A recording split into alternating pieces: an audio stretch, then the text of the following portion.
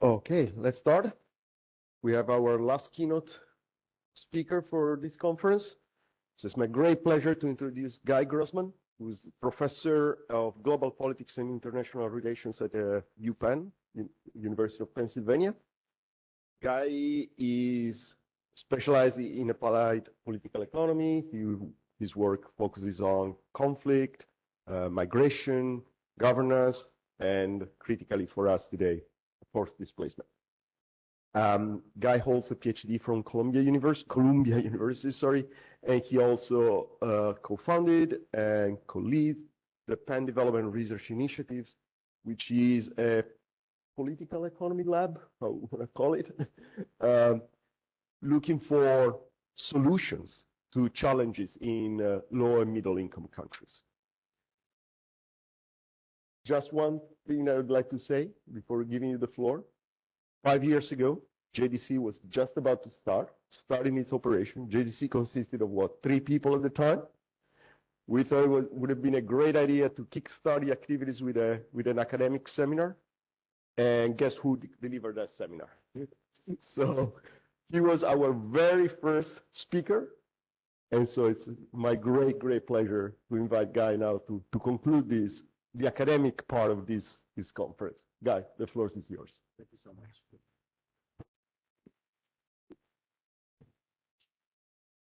Thank you, Domenico, for the kind introduction. Can we hear me well?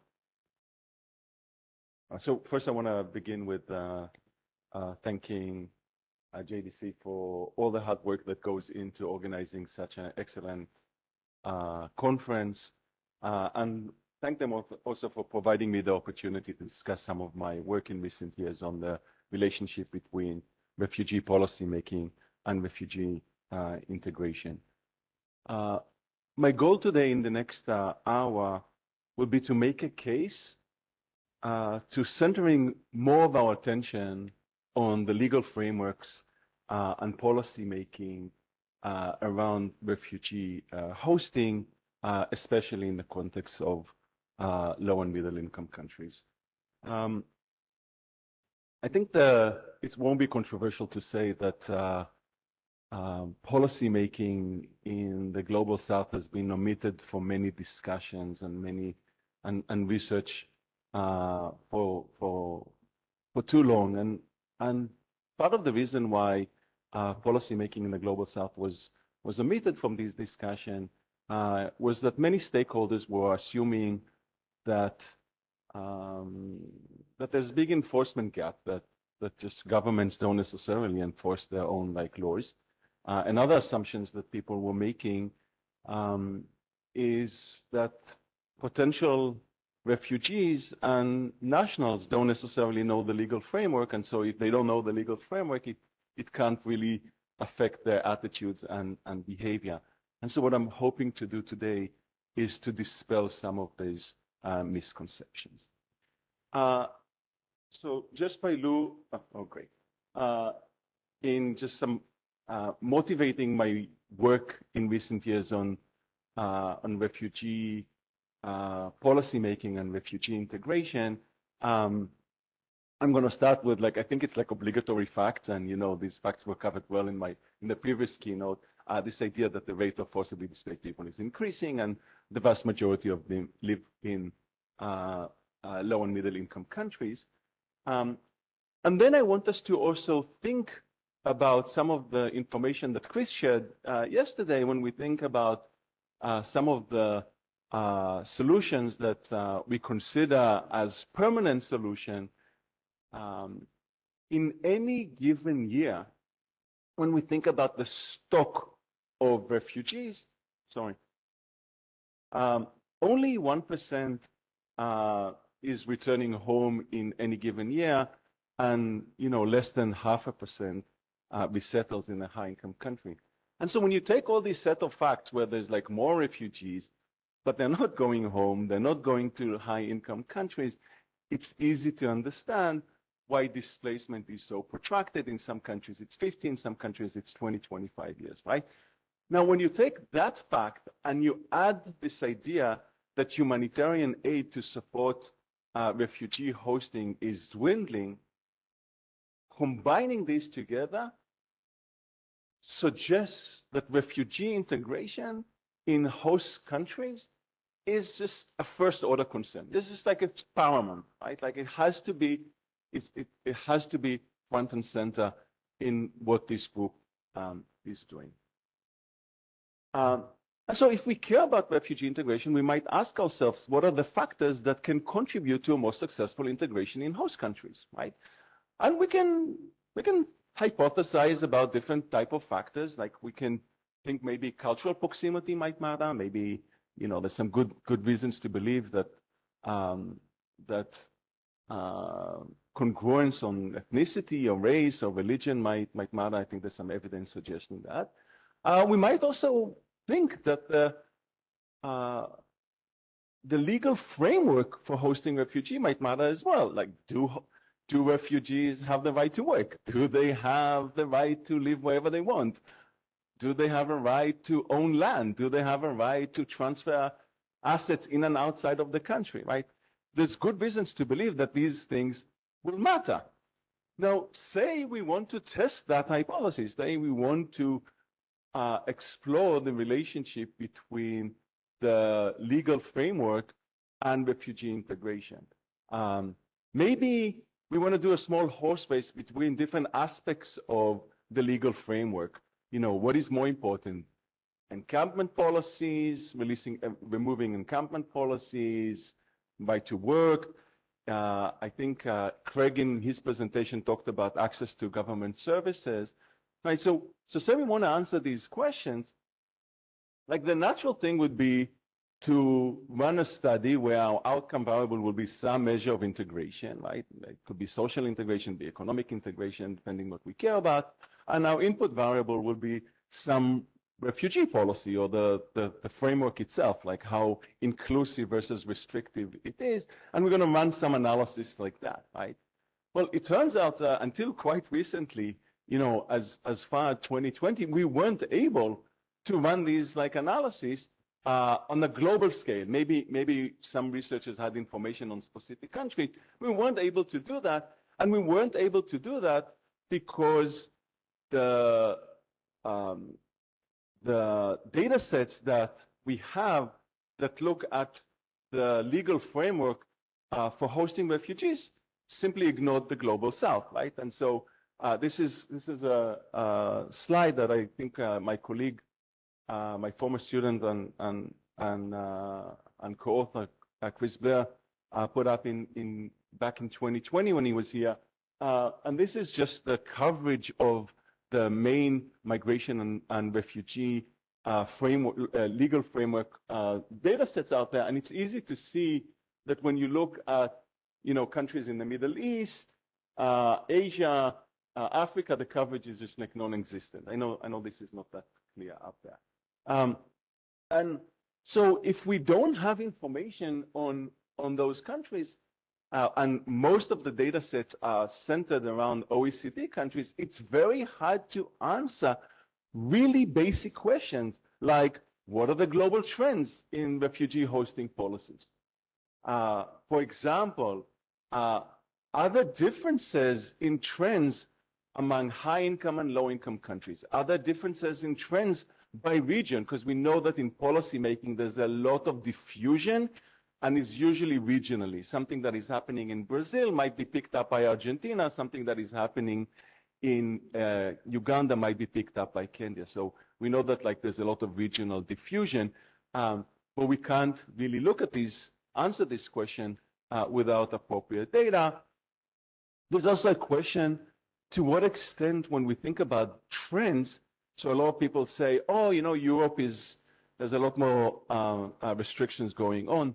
To what extent this is true when we think about different domains, right? When we think about like access or services or movement or livelihood, right? It might be that the trends are not moving in the same direction in different domains that are relevant to refugee integration.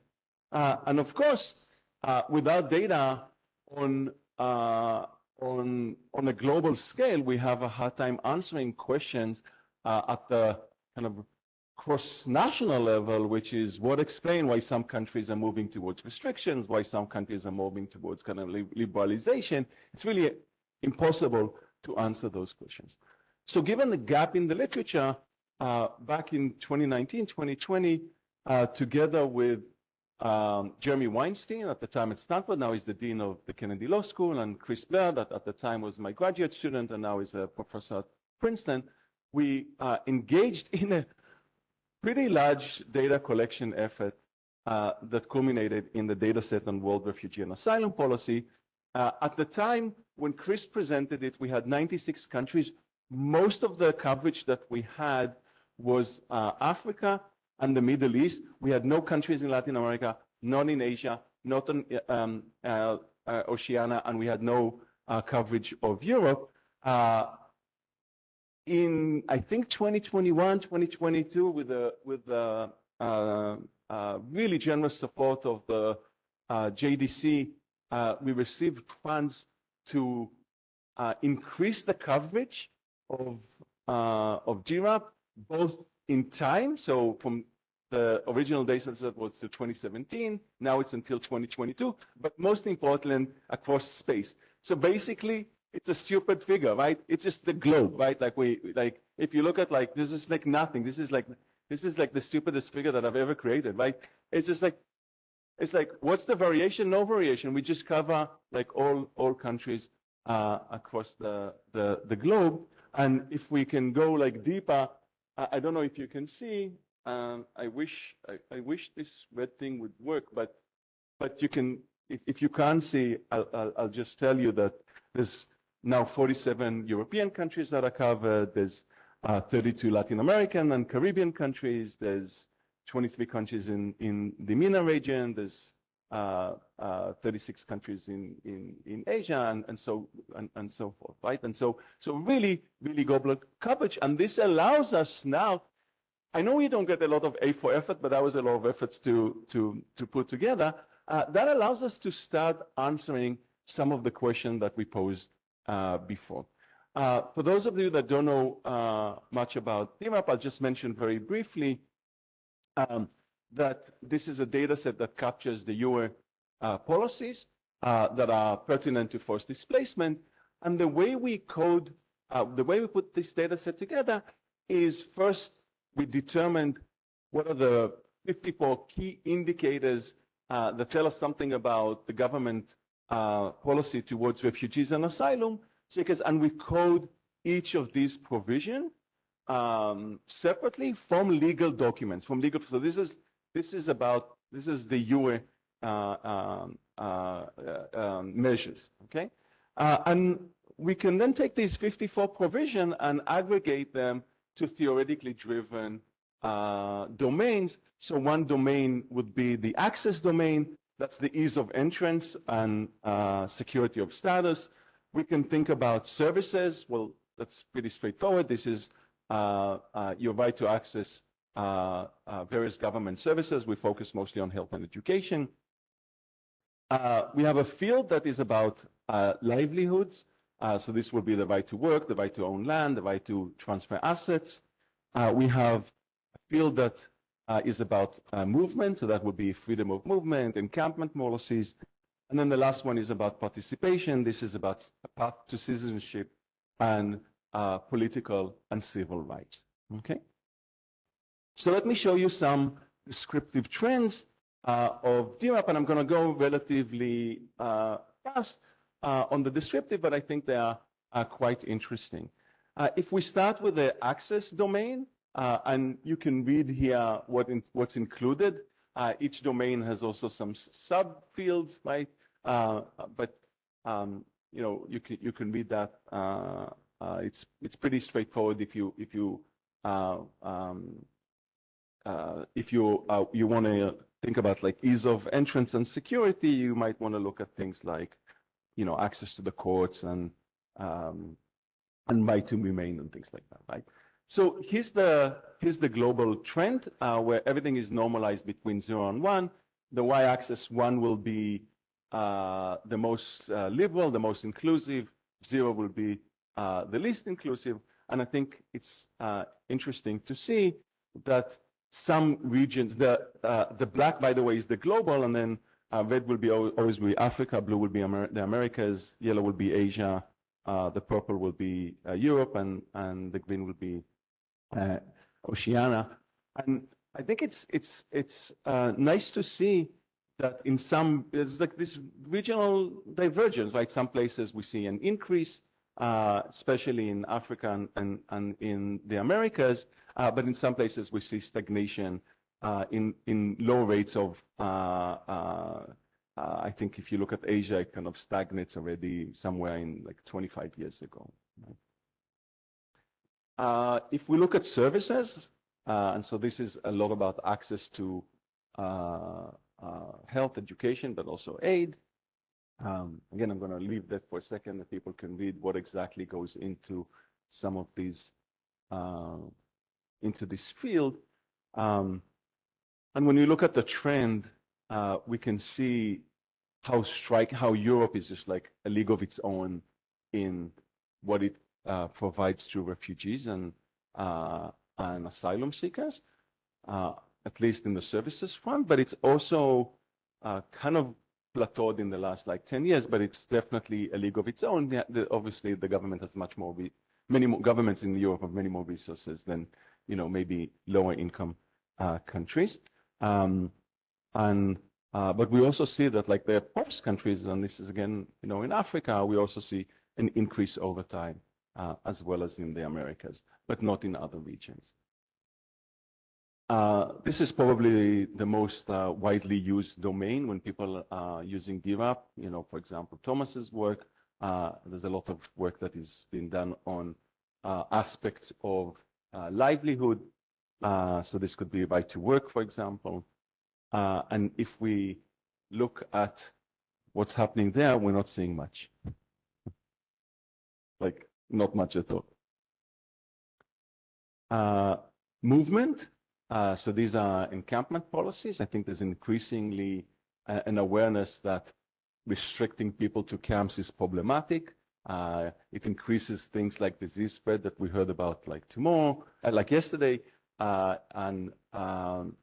And so when we look across the globe, we actually see quite dramatic increase in many places in easing restrictions on moving. You can see the green is quite of an outlier there in a lot of things. Oceania, I don't know if there's like people from Australia and New Zealand. We need to talk to you guys. It's really kind of striking what's going on, the regional divergence there. And finally, when we think about things like path to citizenship, when we think about political rights, as you can imagine, this is a domain where we see really little movement, okay? Across the board. Okay, so we can take also these like 5 domains, and we might want to consider aggregating them further into one summary index that tells you something about each country, how they sit on some continuum from the most restrictive to the most liberal. We could do that, right? And there's different ways of doing that, right? Like when you think about aggregating into indices, there's no right way of doing that. There's multiple principled way of doing that, right? Like you can think about equal weights. You can think about giving more weight to items that have more variance. You can think about giving more weight to domains that you think are just more important. So if you say, I think the most important thing for integration is livelihoods, I'm going to put a lot more weight on that than political participation, right? So there's multiple ways of doing that. And obviously, the choice of one aggregation scheme over another leads to different results in terms of who's doing a little bit better, right? And so we really want to cautious users of the data set that we put together to focus more on the individual indicators and maybe the fields rather than the overall index, It's there because we know that even if we won't do it, somebody else will do it. So we want to take a little bit ownership to do it in a principled way.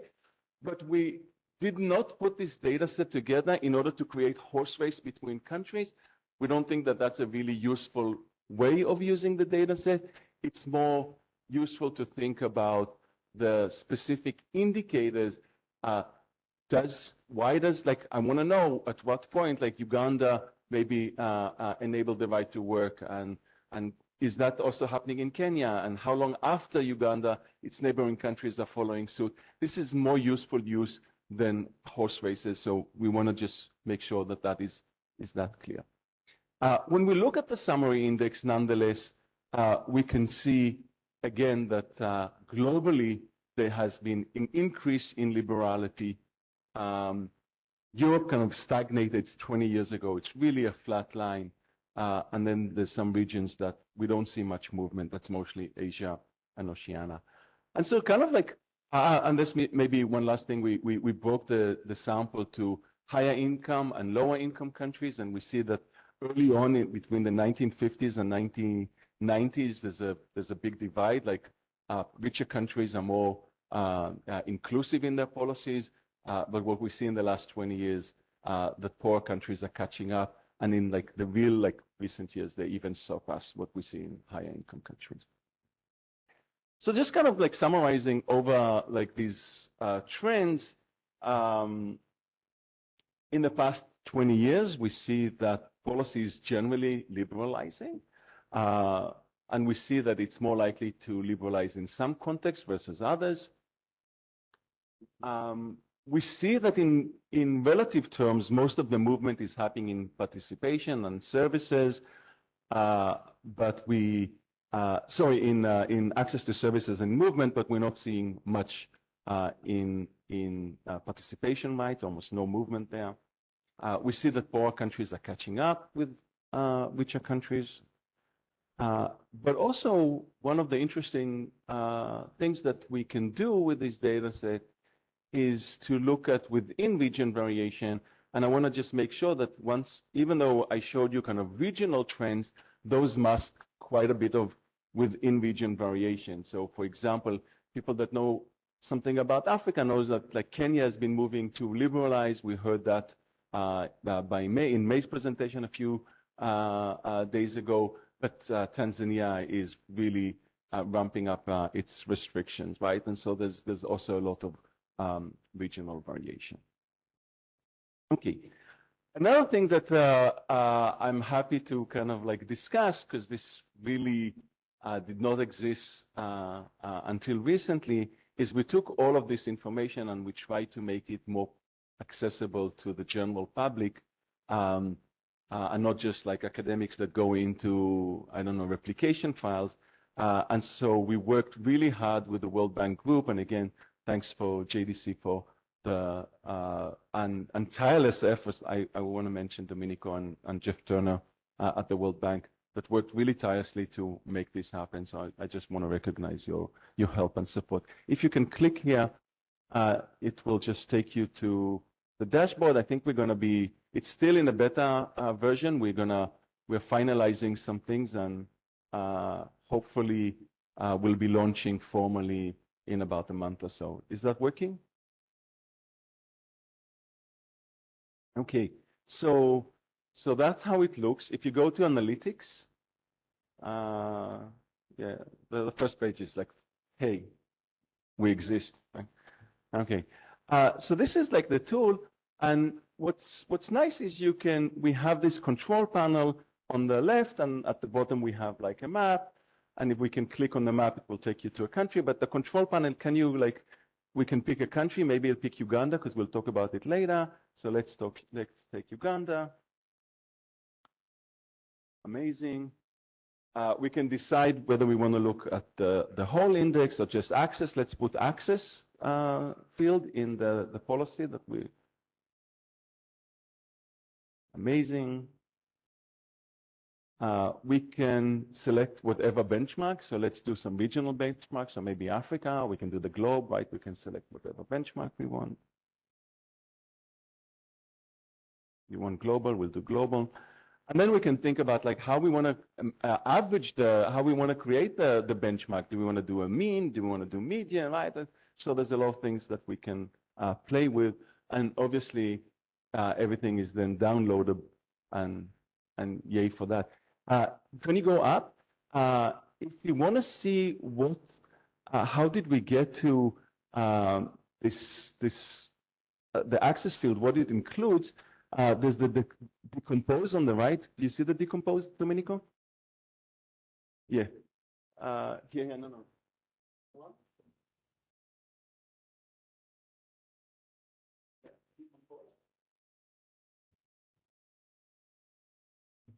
Okay, and so that tells us something about like, you know, and if you hover on that, it will give you some data. If you can hover over the, yeah. So you can, yeah, that's amazing.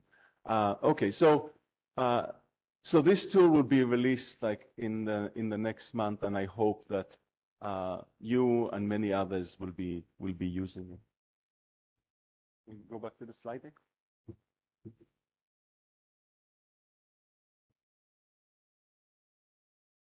Okay, so now when we have these data, we can start answering some of the questions that we were not able to answer before.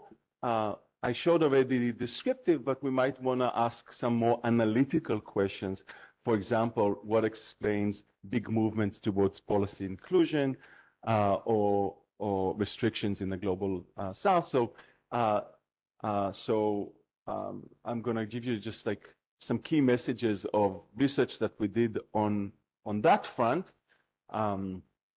So the first thing that I want you to take away from thinking about what explains restriction and liberalization is that major reforms of refugee and asylum policy are relatively rare. They're sticky. Governments, they're politically sensitive, and governments don't play around with them too much.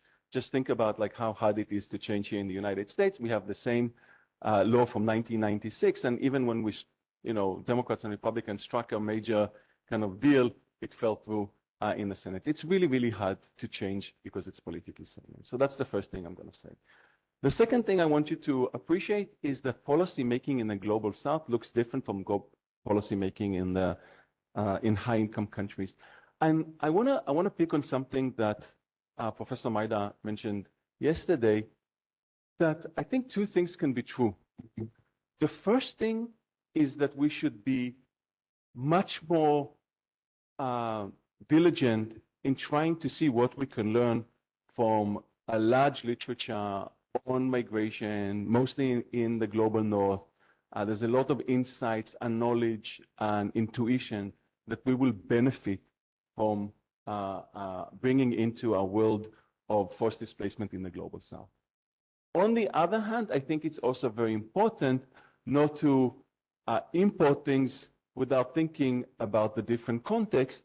And I think that's obvious, right? And so I'm going to argue that the context, especially around policy making, is such that the things that are in the mind of policymakers in the global south are slightly different than what's in the mind of policymakers in the global north. So that will be another thing that I will try to make the case for.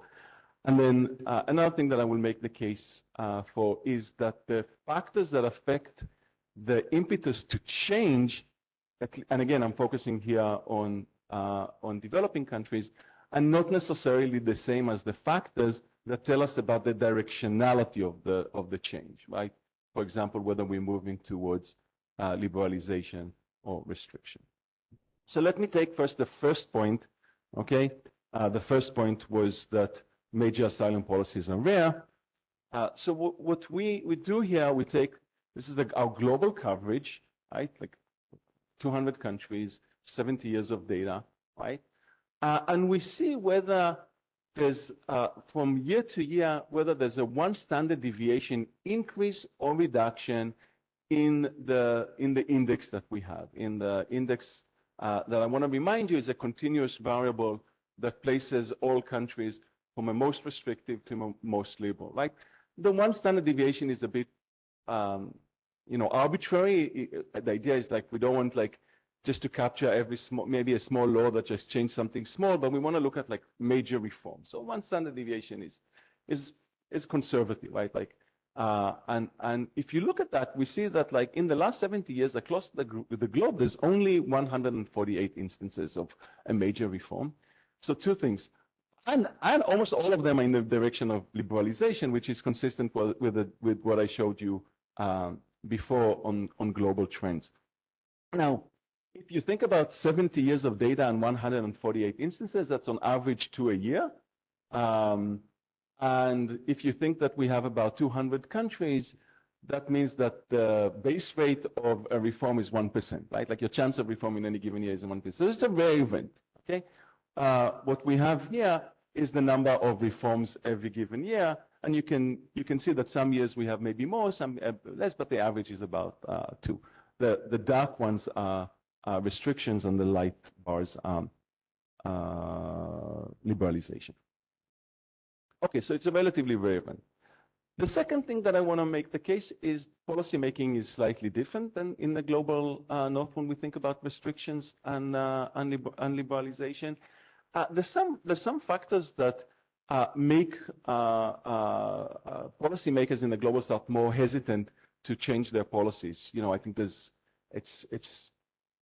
pretty uncontroversial to say that there's greater vulnerability to some negative spillovers, like disease spread that we learned about yesterday, price increase, service delivery congestion. But there are also other factors that push you more likely to liberalize.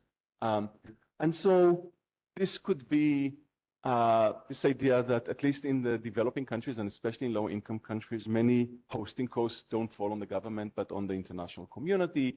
Not only the hosting costs, but the whole operation might be outsourced to UNHCR and the World Food Program. Another thing that I think people don't sufficiently appreciate is when Angela Merkel is thinking about changing the law in 2016 in Germany, right? She's thinking about if she's going to make Germany more inclusive in terms of its refugee hosting, she can get refugees from everywhere in the world. Like Venezuelans might decide to come to Germany, Ukrainians might decide to come to Germany, Syrians might come, Iraq, everyone will come. But if Museveni is considering in Uganda whether to change the law, he's thinking, well, it might affect, South Sudan. It's not that Ukrainians are starting to come to Uganda so it's so much more localized, right? And I think because it's so localized, it changes a bit the dynamic, right? Add to that something that we discussed, I think may discuss this idea of transnational kinship network, right? Like when Tanzania is thinking about changing its asylum policies, it's thinking in Burundis, and then the question is how much Burundis share the same ethnic ties with Tanzanians. When Kenya is thinking about its refugee policies, in the 1990s, it was thinking about Somalis coming in, right? And now, when a lot of it is about Sudanese, that they're thinking a bit differently. And South Sudanese, they were thinking about it very differently than they were thinking about Somalis, right? So this idea of kinship ties looms very large in the global south, but not necessarily in the global north. And I think it's also fair to say that Museveni is less worried about public opinion than maybe, Kamala Harris. Okay, putting all these together, okay? So this was just to make the case about not necessarily adopting frameworks that might not be relevant, but thinking hard about what be relevant. So in a paper that we published in 2021, Jeremy, Chris, and I start developing a framework that then we test with DRAP 1.0, the one that had only 96 countries. And basically, we first look at the impetus for change, and the argument is expectation of increased flows will be the impetus for change. And when do we expect flows? When your neighboring country is going through a civil war. So we show that the base rate of reform moves from about 1% to 8%.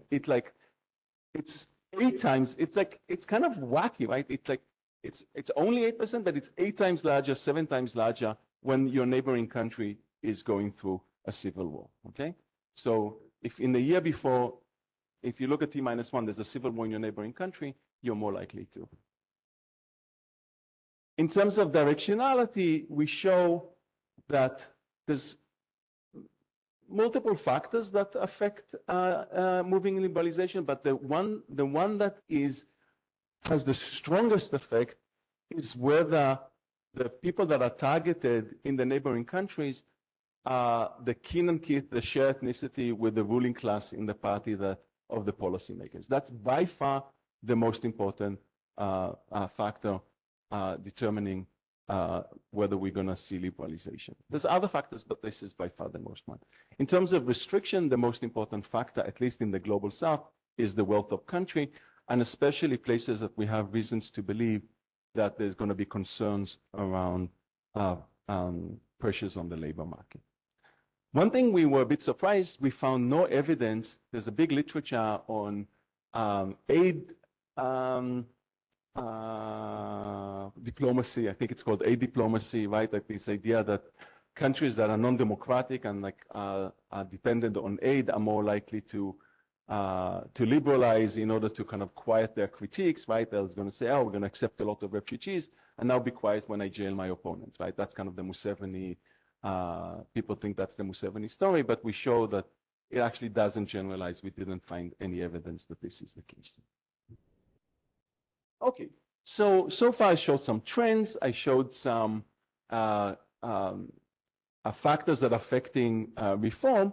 But then the question is like, what are the implications of that, right? Like that's how we started, where if we care about integration, we should care about the policy space.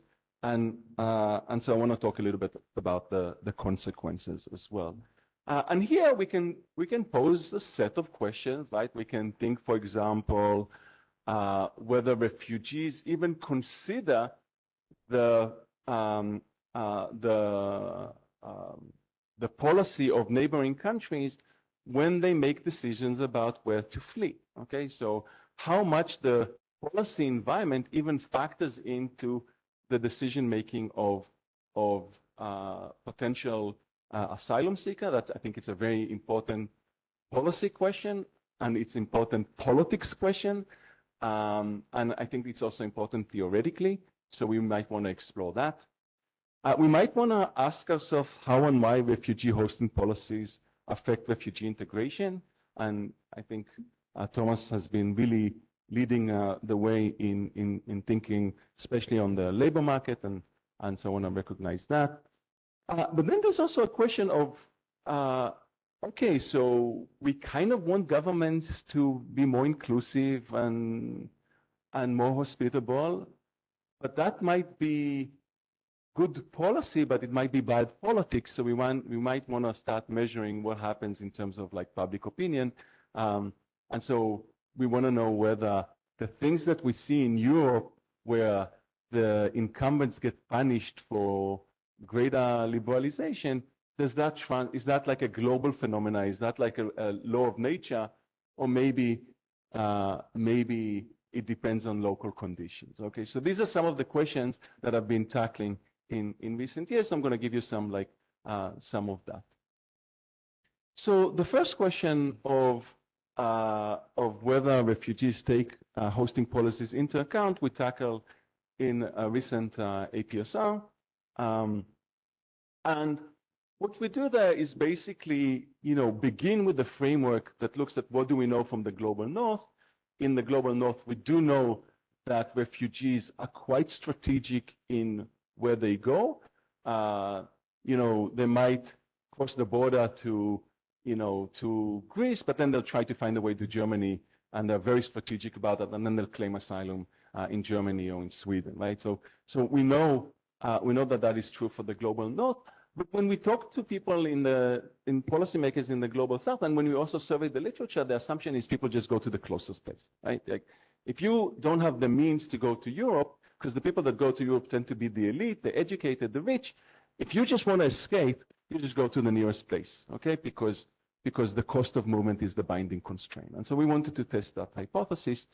And obviously the policy environment won't matter if there's large enforcement gaps, right? It might be that in the global south, like these laws don't matter much, right? Or if people just don't know about them, right? Like if you're escaping, there's a war now in Sudan, atrocious war in Sudan is going on, but if the Sudanese don't know about the legal framework in different countries, they will just go to the nearest country, right? So I think it's safe to say that only if the policies do have a bite, that when Uganda says you have a right to work, you do have a right to work, and when Jordan says you don't have a right to work, they actually try to enforce the not right to work. So you have to, and we don't say that enforcement is maximal, but it has to have some bite, right? And people need to know, okay? So these are some assumptions that we have to run with if we are to see that people are strategic in their choices. And what did we find?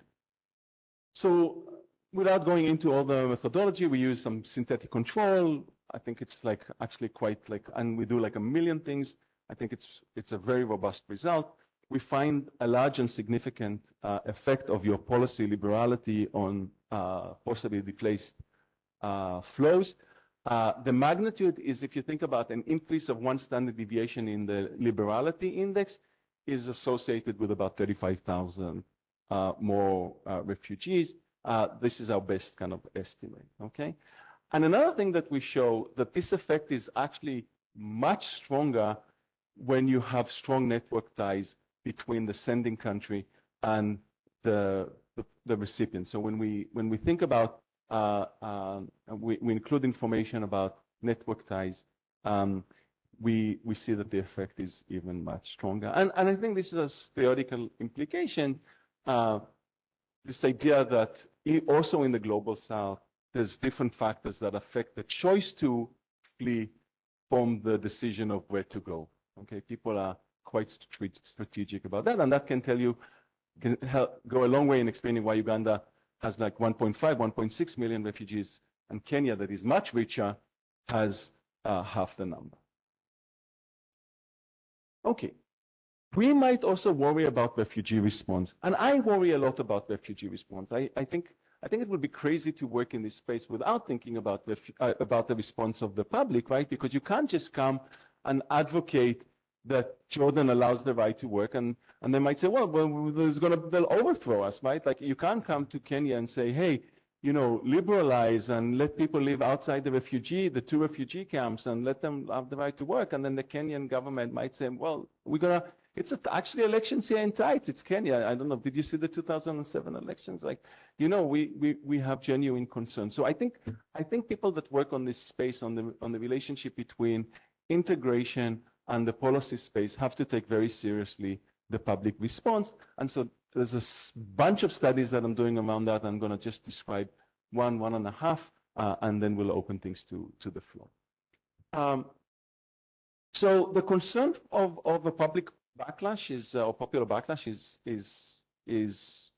should be a real concern. As I said, policy liberality might be good policy, but bad politics, right? And if we know something from a vast literature in the OECD context, is that at least in the European context, when voters are exposed to migrant and refugees, the literature, sometimes it's migrants, sometimes it's refugees, but it's quite consistent that we see a backlash against support for refugee inclusive policies tanks, and incumbents suffer in the ballot box, right?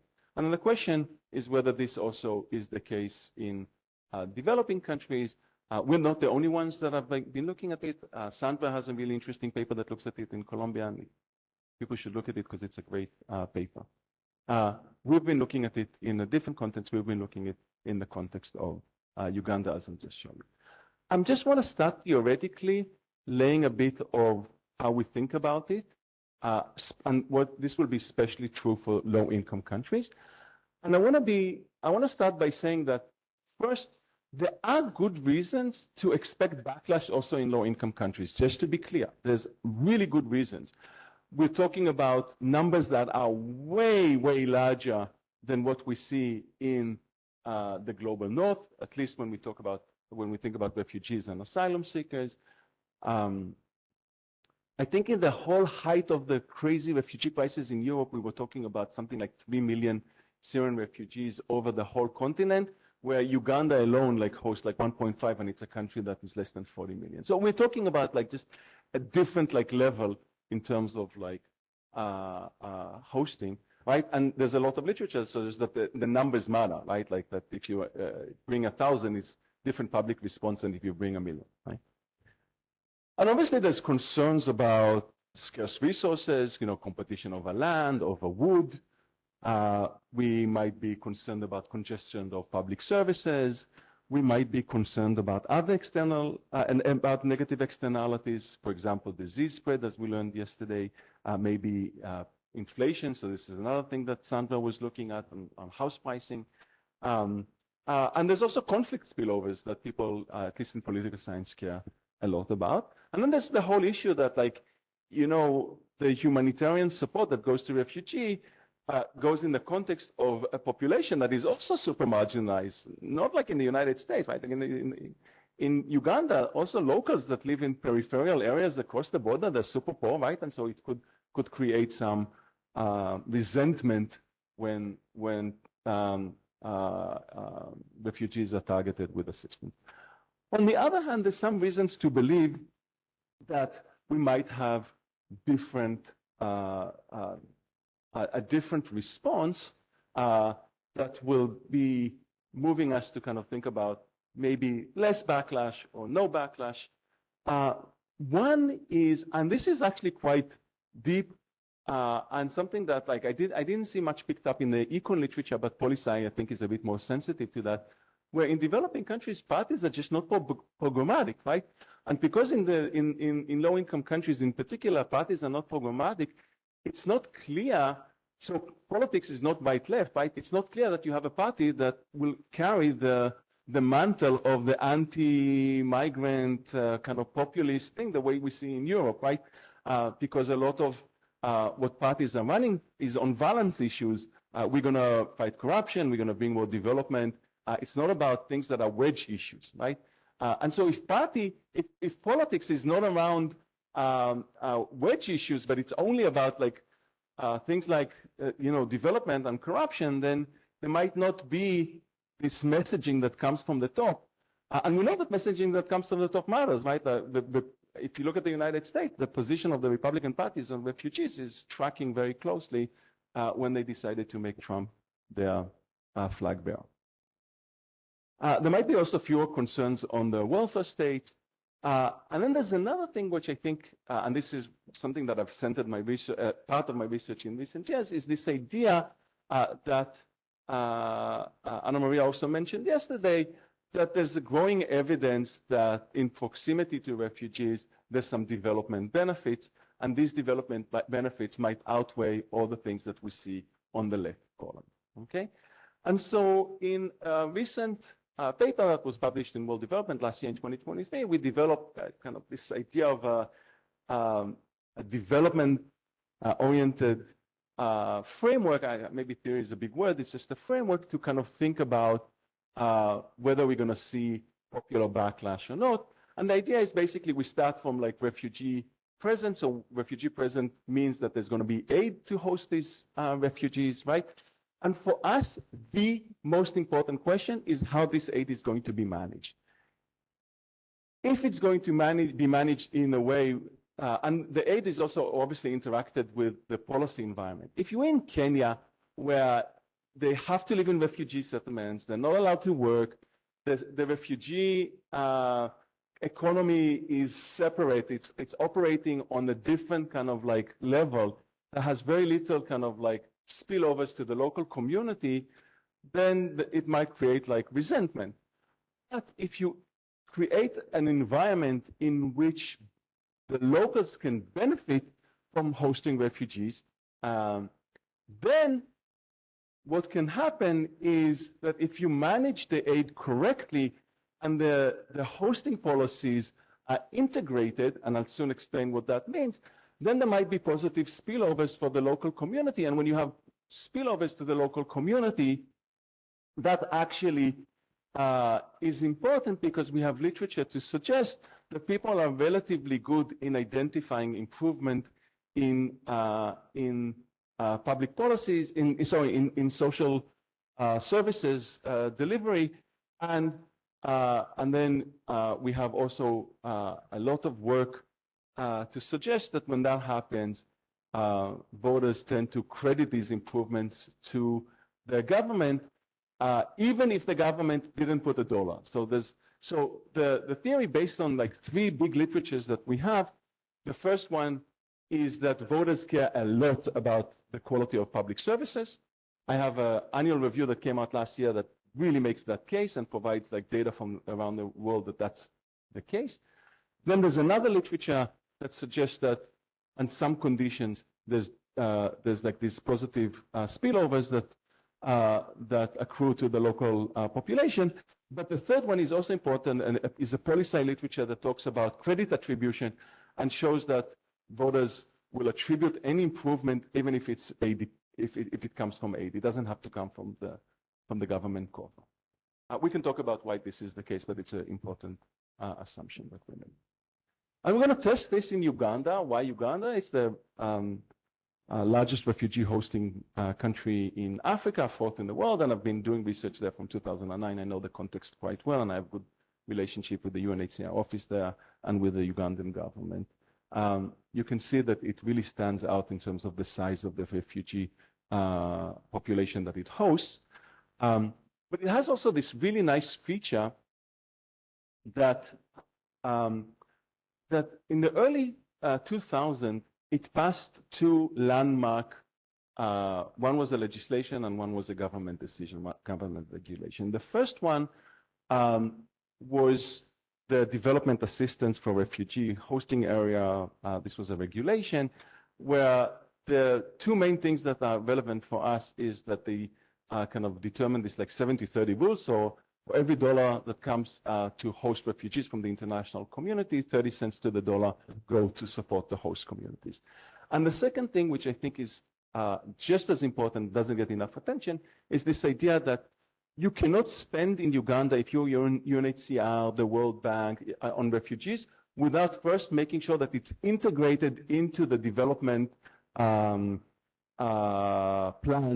of the local government and the national government.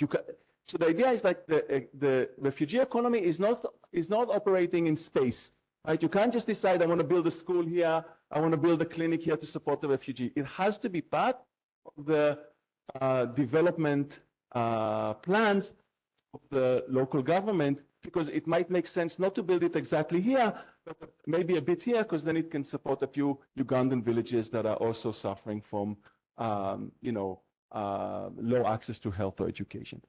And the other thing that they did, they passed a really landmark legislation that provided refugees with the right to work, freedom of movement. There's a lot of things that the Ugandan government has done. And so it's not necessarily the hardest case, but it's an interesting case, right? It's an interesting case because it's a country that hosts a lot of refugees that we know from the European context that like puts a lot of, that's like a recipe for backlash. And it's liberalizing like crazy, right? And so the question is like, what is going to happen is really important for theory and policy, okay?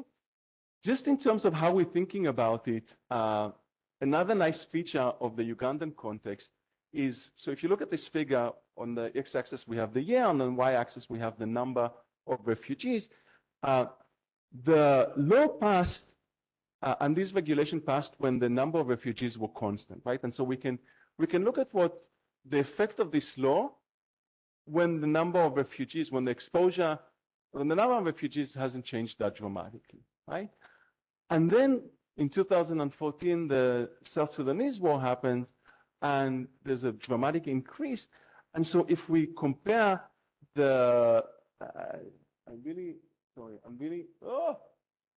already finished everything we had to say. I still have some things to say.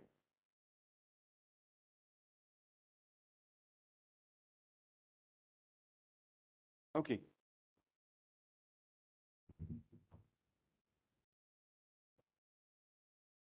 So if we compare this period to this period, the policy environment is the same. We can look at what happens when we have a shock to the number of refugees, right? So there's like these nice features in the Ugandan case.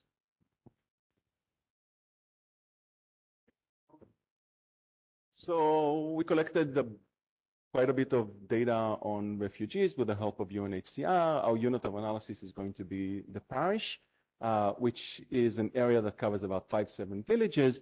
And our measure of refugee exposure is very similar to the one that we saw yesterday. Okay, it's the population over distance. The one difference from what Anna Maria presented yesterday, we allow also parishes to be exposed to more than one refugee settlement, provided that the refugees, the second refugee settlement, so we start with the nearest one, but that the second refugee settlement is less than 20 kilometers and from the parish, and we show that like results are not like dependent on that, right? But the idea is like there's some places that are close to 2 refugees settlement, and we wanted to account for that, right? And I would just say that everything that we show is whether you use only nearest plus 20, and exactly like Anna Maria, our analysis, we sometimes restrict the sample to 100, 150, 200. Results don't really matter. So this is just kind of a heat map of darker colors are a greater exposure to refugees, and we can see changes over time. And in order to see whether exposure to refugee affects the service delivery, and especially whether it changes after the reform was put in place, we collect a lot of information on the following. Again, you don't get A for effort, but this wasn't easy because Uganda is not a data-rich country, so we had to do quite a lot of work with the line ministries in order to be able to measure things like education access, health access. We use the DHS for health utilization. We use some, how much do I have? 5 minutes? Perfect. We have some satellite data for road density. Then we do a summary index of all the public goods. We also have nighttime density to look at like wealth. Okay, and what I'm going to show you, and then from an estimation, we run an estimation that is actually quite similar to the one that we saw yesterday, a different diff with a continuous variable. So what I'm going to show you is the following. I'm going to show you the slope between the relationship between refugee exposure and a public good outcome. These are the public goods, okay? And I'm going to show it in 3 periods. One is before the reform, then after the reform, and then after the reform with the shock, okay, when the South Sudanese arrived. And we're just going to see, and so this is the figure, and I want to walk you through because it's important. Okay. Can you see the titles there? I don't know if it's clear. Okay, so we can see public primary school, secondary school. It's kind of amazing across the board. 3 things that I want you to focus here. The first one, when you look at the baseline, it's always negative. So before the reform, these are peripheral areas. The relationship between refugee exposure and access to public goods was negative. Okay, that's the idea of the negative coefficient across the board. These are peripheral areas that have been ignored by the ruling party for a long time. After the reform, the coefficient, the slope of negative becomes less negative, and even after the arrival of South Sudanese, we see even another increase in access to services, again, across the board, roads, health, education, income.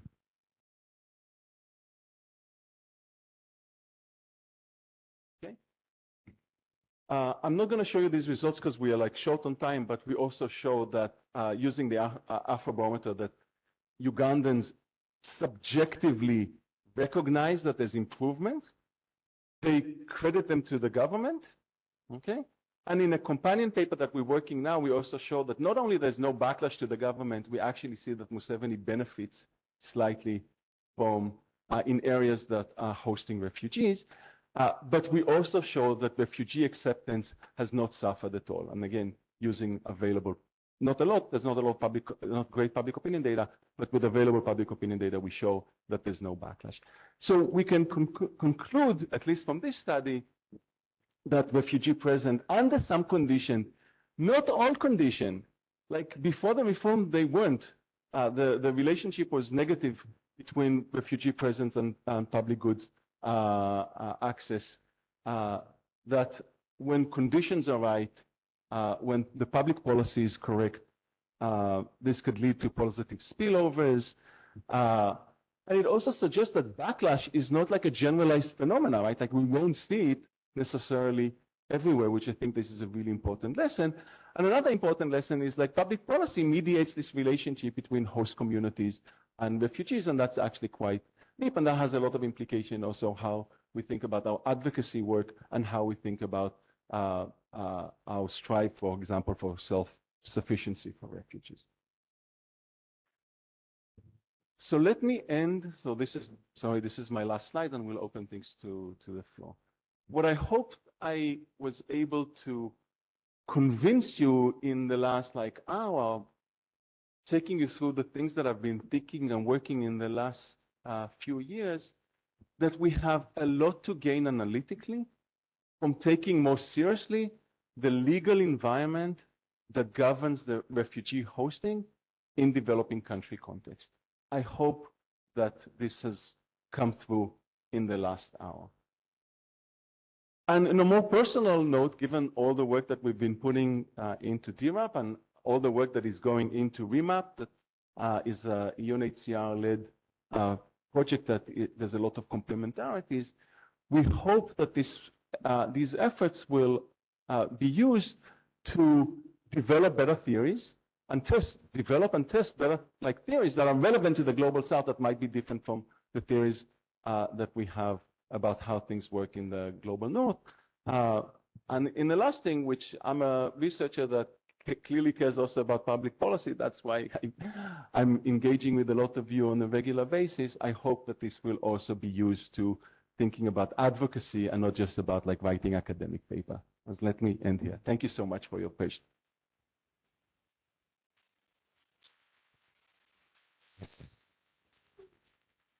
60 minutes on the dot. No, you did great.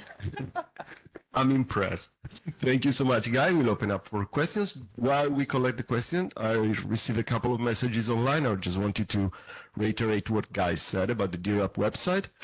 We are working on it. We are almost there. It will be officially launched in some weeks. So you all receive a message about that. Stay tuned. Subscribe to our newsletter. We will announce it in due time. And that was also for those online. Thank you. Floor is yours, guys. Raise your hand. Okay, we can start with Ellen and then Volker. Thank you.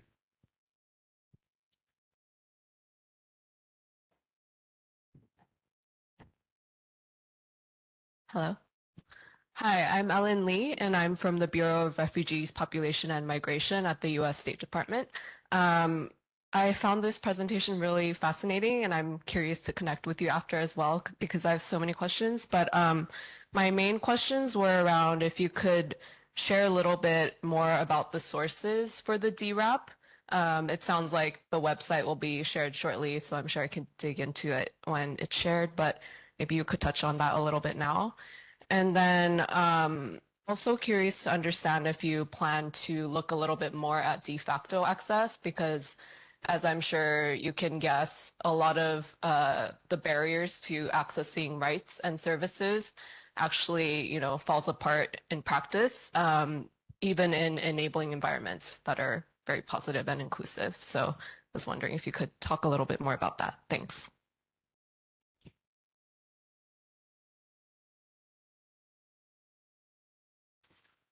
Thank you very much, Guy. It was a great presentation. Really loved it.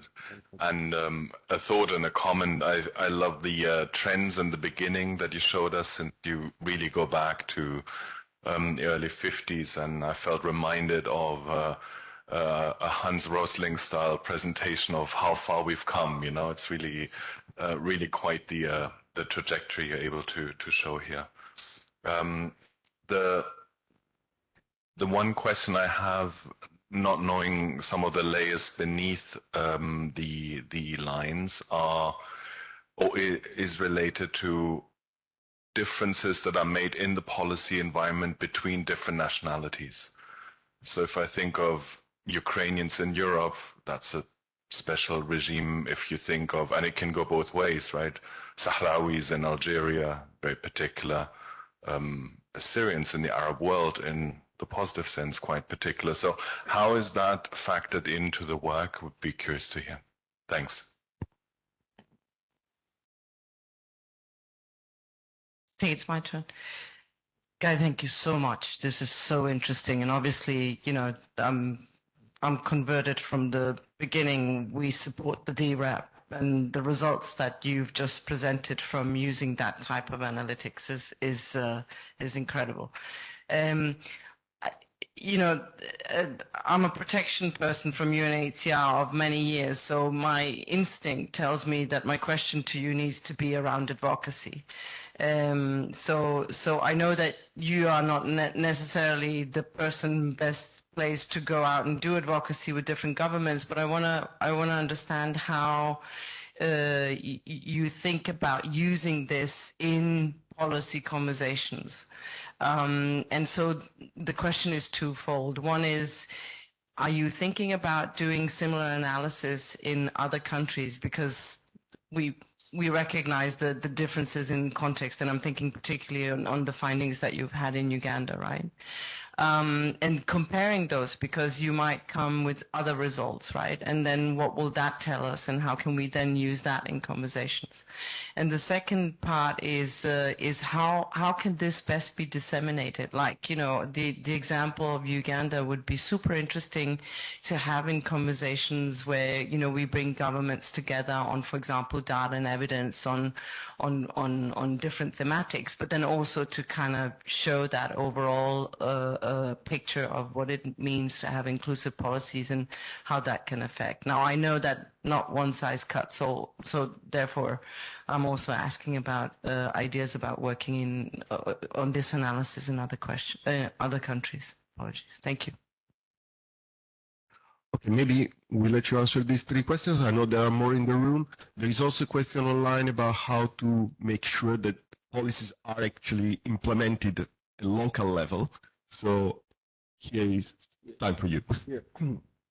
Yeah, thanks for these questions. One thing I didn't say about the Uganda context, the results are not based on survey responses. These are brick and mortar, right? Like, so we worked with the Ministry of Education about list of all schools, and then we geo-reference them, and then we can calculate access to education. And the health result is based on list of all health clinics. We geocoded them. We calculated access, a combination of distance and congestion. And roads is also not based on responses. It's about satellite data. Same with income. So I think these results are relatively robust. They're not just like, oh, we're seeing, you know, Museveni is saying good things about refugees, so it must be good, right? This is hard data. Okay, so some responses. About taking, I'm starting with you, Maya. The similar analysis, whether we're going to do it or others, I don't know. I mean, we all have like a, you know, pipelines is a question. The reason I have invested, and Chris and Jeremy, so much in updating the DRAP, even though from a professional point of view, there's not much benefit. We wrote 2 papers with the early version. They landed really well for Poli-Sci. I don't know necessarily that like, and we're putting it like already out for everyone. We're not like keeping it and saying, oh, we're writing more papers, right? Like the idea was always in our mind that we want to provide a tool. It's a public good. We wanted to provide a tool to the research community in academia and outside of academia to start answering questions that they weren't able to answer before, right? And this could be different countries, it could be different periods, this could be, I know Thomas is focusing a lot on like right to work, but maybe there's other policies that people might want to focus on. Encampment, for example, is like a prime thing that I would like to look more at, especially when we think about the Kenyan experiment now that they're thinking about, like removing some of the restrictions of movement in the Kenyan context, right? And so first, for me, it's just a plea for others to bite into that, and that's why we want to make it like the most accessible for people to use. The way I'm thinking about advocacy, I'm a big believer of like evidence-based, right? And so it has two flavors. One is you can point to governments what other countries are doing, right? And so now you have the tool to say in 1989, Kosovo did this, and in 2006, Uganda did this. Before, it was like, I'm telling you, it's not easy to look into these legal documents. We had this conversation before and like figure out what's going on, right? And so I think now you have a tool that you can say, hey, there was a reform in this year in this country, right? But I think that it's important to pair it with what are the outcomes of this reform, right? And so what happens when you liberalize the labor market? This is a work that, people in the room are doing, right? And if you can show that there are positive effects for the economy without a big decrease, and this is a work, for example, that Sandra is doing with big decrease in like unemployment for the locals, then you have a tool for advocacy. Now, again, it's possible that you'll find that, and this is a work of Anna Maria, shows that there's winners and losers, right? I don't want to be like pretend that there's no losers, right? Like you want to find in research to identify them, and then you can come to the government and say, okay, I know who might be losing. We should also do it if you can come up with a plan of how we protect that group that is, bears to lose, right? Distributional outcomes, between consumers and like, and we think about like skill level, like low skill, high skill. I mean, these things are really, really important, right? Like, we know that like if you control land, you might benefit from refugees. If you're like, hired as a day worker, you might lose, right? So I think evidence is key. And the idea is like we have to take this tool and pair it with research, not just the tool. It's with research, because if you just come to government and say Jordan did this, Uganda did this, they say I don't care, so it has to come with research, okay, about the implications of it. Volker, to your question, so all of the indicators are coded 0 to 1. Where 0 is like there's nothing mentioned or there's no, and 1 is like when everyone, but then there's values between 0 to 1 if the policy is only applies to a subset of the population, right? What we haven't done in the data that is publicly available is to tell you, Azerbaijan, like which group it provides access to that service and which groups it doesn't. And this is something we need to think about, like the extent to which we can do that. I think that the tool that you guys are working on, Maya, will probably be much better in terms of like the richness of that.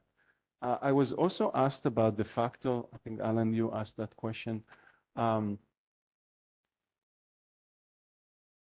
So two things. One, it's extremely important to look at de facto, right? Like a lot of what's happening now in Tanzania, by the way, is happening without changing the legal framework, but because the ruling party decides that it doesn't want Burundis, and there's a campaign against Burundis. It's quite vicious, this campaign, but it's not necessarily reflected in the legal framework, right? So I think it's really important. In the way we approach DRAP, we don't have an answer to that. We basically say, and it's not that we wave our hands, but we basically say there's value also in knowing the legal framework, because advocacy, by the way, can only be on the a lot of it is on legal framework, right? You can say, Jordan, you don't have a right to work. We need to have a right to work, right? And so the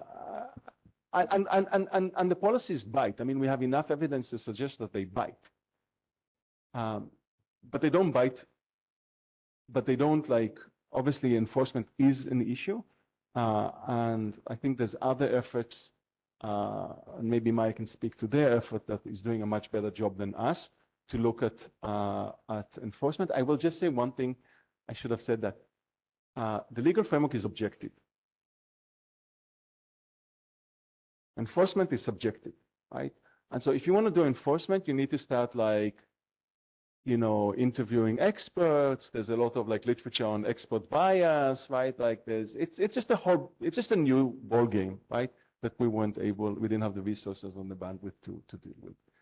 In terms of the sources, we're very, like, I don't know if we can put up, I don't know if we have time, but we actually, for each country, we provide exactly the law. We asked in the last meeting of the group, I asked them to also link to the law. That hasn't been done yet, but we show exactly what laws we use for each country. A lot of it is something that we picked up from UNHCR's periodic review. For each country has every 2 years a periodic review that gives an overview of, for each country, about the legal framework in very broad terms and points to the laws. And then what we did, we went to the laws with the help of, like, 1 million undergrads at Penn. We basically went to the laws and coded directly from the law. And so if people are interested, the list of resources available. Good? Aka, if you're online, you have work to do during the weekend for the links. 2 more questions and then we close. I know Ana Maria and then Charles. Thank you very much for this presentation. I think I'm very excited about the data, and I think it's really research at its best. It's an amazing public good, and I think it will be very, very useful. And I also like in your presentation and in your research this focus on the fiscal dimension, on the public goods dimension of population movements. And it seems like we have been working on similar topics focusing on different parts of the world, but at the end reaching the same conclusion that this fiscal dimension is very important. And what you find in the context of the Global South has also very relevant implications for the Global North. So this idea that a higher level fiscal unit can step in and turn this fiscal dimension from a political liability to a political gain. So I'm thinking, for example, about within the European context, Southern European countries versus Northern European countries receiving different numbers of asylum seekers, and how important it is for public opinion, how public goods provision changes as a function of these arrivals. And if the effects remain very localized and potentially negative, you risk having a backlash. But if a higher fiscal unit, in that case the European Union, steps in, then you can really change the political dynamics. Or, for example, in the case of the United States, there are these communities that are losing population where resettled refugees are sent. To the extent that the federal government steps in and helps these communities, the arrival of refugees can really help because then schools don't close down.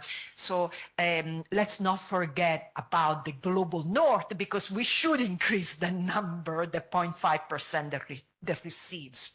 Yeah, so, and there's another question. Thanks for that.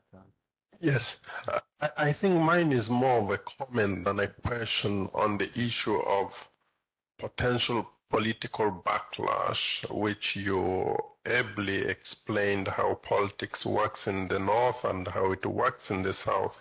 But towards the end of your conversation, especially on Uganda, I think you raised that important point of how aid has been perceived and accredited to the government. Now, I think that is an important fact, because can you imagine if that aid was not there and all the host had to do was share the little they have with all these visitors, what would have happened? And I think, yes, politics plays differently, but I think it is something, again, to watch. So, and especially when the funding trends are dipping. I don't know what it will look like in 5 years' time. I think you should consider reviewing that paper down the line and see whether the issues will be the same. Thanks for these terrific questions. I'm going to start with the second one. So, as Charles knows, I have a project now in Uganda with UNHCR, in collaboration with UNHCR, where we're looking, and IPA is funding that, so thanks Nessa as well, the DLI program. So in recent years, there's been dramatic cuts in the provisions to refugees, in levels of support to refugees, and then the question of like, what is that going to do? And so with UNHCR, we are looking at studying that, and we think we have a nice way of studying it. If people are interested, after that, we can talk about like what's the design and but one of the things that we are interested is both on the side of refugees, what that's going to make what's going to happen, like what are the coping strategies that they're going to, we can think about different coping strategies when you cut dramatically the levels of support. It might be that it pushes them to work more. That might be positive or negative.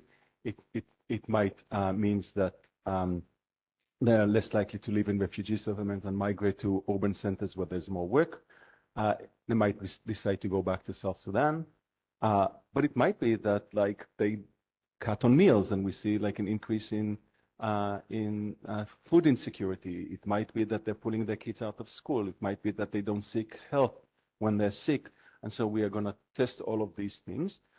But we're doing another thing. We're also running a survey of host communities in order to see whether they're starting to see, and the idea would be to follow them over time to start seeing whether they're, starting to see a change in social cohesion when refugees are competing more on work and have less money to kind of spend in like local businesses, right? And so a lot of the benefits that we saw in Uganda might be raised by the new cuts, and we are really studying that very carefully. I think that's like something that I feel very strongly about, that I would like to follow up in recent years. I share your concern, Charles. And Anna Maria, to your question, I completely agree with you. I think so. We're doing some work through IPL, the Immigration Policy Lab at Stanford, and refugee integration, refugee settlements in the global north. But that's more about like where's the optimal settlement. I don't know if you know this project of the GeoMatch, and so there's a lot of work that goes into thinking about how we can better match the profile of refugees to the conditions of potential towns and localities, right? And we can use some machine learning algorithm to improve, to make sure that they go to the places where the integration will be most positive. That doesn't necessarily mean that that's the most like correct from the side of citizens, like the locals, nationals, right? And I think the thing that is really missing is more dialogue with nationals about what will it take in order to make you more predisposed, right? we talked about, I think it was like 2 days ago, we were talking about like, or yesterday maybe, when I was in Italy, and you travel across Italy, and like you go to towns and there's just like no kids, right? And it's only old people, and schools are closing, and like factories are closing because they don't have like labor, right? And so, having honest conversations about, about how you can bring migrants and refugees in a way that will keep the schools open, that will keep the businesses open, but will ensure that the burden doesn't fall on the community, which means that there should be infusion of resources to compensate for congestion of services and things like that. I think this is not just a global South. I think this is also a global North problem, and maybe even more so of a global North, because we see the backlash and the rise of like populist parties in Europe, that probably better public policy could be addressed. I would just finish by saying that like I think public policy should be is the solution, but there's also politics, right? Like and so thinking about the political economy and not just the public policy is very important, and so we should also bring the political economist into the room for these discussions. And I'll end here, and thank you so much for again for the invitation.